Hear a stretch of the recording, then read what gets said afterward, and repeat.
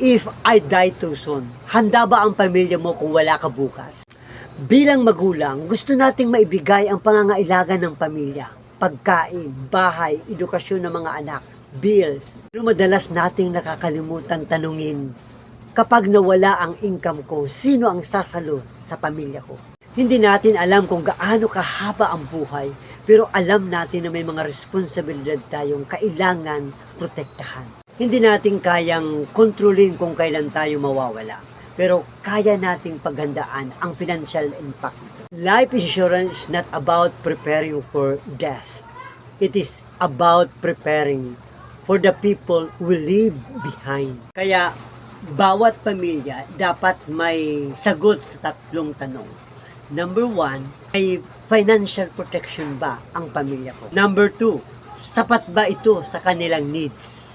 Number 3, kung mawala ang income ko, gaano sila katagal makakabangon? Hindi ito tungkol sa takot. Ito ay tungkol sa pagmamahal at responsibilidad. Ngayong araw, tanungin mo ang sarili mo. Kung mawala ako bukas, financially protected ba ang pamilya ko? Kung hindi mo alam ang sagot, simulan mong alamin. Comment, protect, or message mo ako privately at tutulungan kitang gumawa ng simple family financial protection check-up.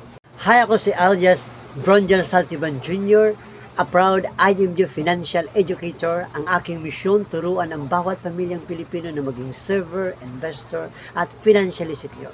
Kita-kita tayo sa susunod na second video, Family Financial Protection Campaign.